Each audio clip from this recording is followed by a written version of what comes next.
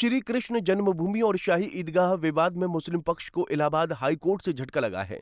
Court ने विवाद से जुड़े मुकदमों की सुनवाई एक साथ करने के आदेश को वापस लेने की मुस्लिम पक्ष की अर्जी खारिज कर दी है। अदालत ने मस्जिद पक्ष की इस दलील को सही नहीं माना कि सभी वादों में अलग अलग मांग की गई है, इसलिए इनकी सुनवाई एक साथ नहीं हो सकती। इस फैसले से कृष्ण जन्मभूमि से जुड़े सभी 18 वादों की एक साथ सुनवाई का रास्ता साफ हो गया है। कोर्ट ने वाद बिंदु तय करने के लिए 6 नवंबर को सुनवाई की तिथि नियत की है। न्यायमूर्ति मयंक कुमार जैन ने 16 अक्टूबर को अर्जी पर सुनवाई पूरी होने के बाद फैसला सुरक्षित रख लिया था, तो वहीं दूसरी तरफ मथुरा में संतों ने फैसले पर खुशी जताते हुए मिठाई बांटी। श्री कृष्ण जन्मभूमि संघर्ष न्याय के संतों ने कहा कि न्यायालय ने ऐतिहासिक फैसला सुनाया है। मुस्लिम पक्ष की रिकॉल अर्जी खारिज कर दी गई है। श्री कृष्ण जन्मभूमि से संबंधित 18 मामले की अब एक साथ सुनवाई होगी और जल्दी हिंदुओं के पक्ष में न्यायालय फैसला सुनाएगी, क्योंकि पुराने साक्ष्य न्यायालय में पेश किए जा चुके हैं। मुस्लिम पक्ष के पास एक भी दस्तावेज मस्जिद का नहीं है। हाई कोर्ट ने एक ऐतिहासिक निर्णय दिया था, जिसमें उन्होंने सभी मुकदमों को एक साथ सुनवाई के लिए आदेश दिया था।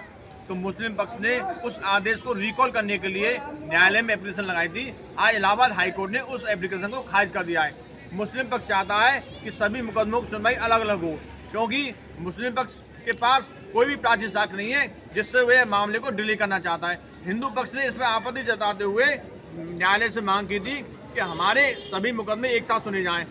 मुस्लिम पक्ष की तरफ से एडवोकेट तस्लीम अहमदी ने पिछली डेट पर कहा था कि जब सभी मुकदमों के उद्देश्य अलग अलग हैं, इनके बिंदुवार अलग अलग हैं, तो इनको अलग अलग ही सुना जाए।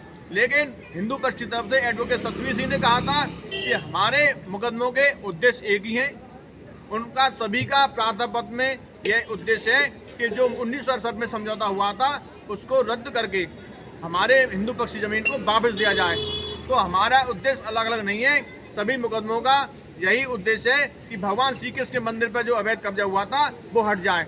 इस पर माननीय न्यायालय ने दोनों पक्षों को सुनने के बाद में आज एक ऐतिहासिक निर्णय दिया है। माननीय न्यायालय ने कहा है कि सभी मुकदमों की सुनवाई एक साथ होगी। आज मुस्लिम पक्ष की याचिका खारिज होने पर हमने यहाँ पर जन्मभूमि मंदिर पर सभी को मिठाई बांटकर खुशी का इजहार किया है। श्री कृष्ण जन्मभूमि और शाही ईदगाह विवाद में माननीय उच्च न्यायालय इलाहाबाद के द्वारा कोर्ट नंबर 71 श्री मयंक जैन साहब जज साहब के द्वारा अभी ये आदेश पारित कर दिया गया कि रिकॉल एप्लीकेशन जो शाही ईदगाह पक्ष और सुन्नी वक्फ बोर्ड के द्वारा लगाई गई थी उसे निरस्त कर दिया गया है। ये अभूतपूर्व आदेश माननीय उच्च न्यायालय इलाहाबाद के द्वारा आज पारित किया गया है। ये सत्य की जीत है। हम शुरू से कहते रहे कि शाही ईदगाह पक्ष के लोग और सुन्नी वक्फ बोर्ड के लोग जान करके इस मामले को लटकाने के उद्देश्य से बार बार एप्लीकेशन लगा रहे थे और यही उद्देश्य इनका इस मैटर में था, इसी मामले में था। यही एप्लीकेशन उन्होंने जान के लगाई थी कि हिंदू पक्ष के इन केसों को जो कंसोलिडेट कर दिए गए हैं उनको अलग अलग सुना जाए। हम पहले दिन से कहते रहे कि माननीय न्यायालय के द्वारा कंसोलिडेट किए गए मामला, सब केसों को एकत्रित किया गया मामला बिल्कुल सही है और आज माननीय न्यायालय ने इस पर एक अभूतपूर्व आदेश पारित किया है। माननीय न्यायालय के आदेश का हम स्वागत करते हैं और ये बहुत बड़ी जीत हम लोगों की है, हिंदू पक्षकारों की जीत है और ये सत्य की जीत है। बता दें कि मथुरा में मुगल बादशाह औरंगजेब के समय की शाही ईदगाह मस्जिद के बारे में विवाद है, जिसका निर्माण भगवान श्री कृष्ण के जन्म स्थान पर एक मंदिर को तोड़कर किया गया था।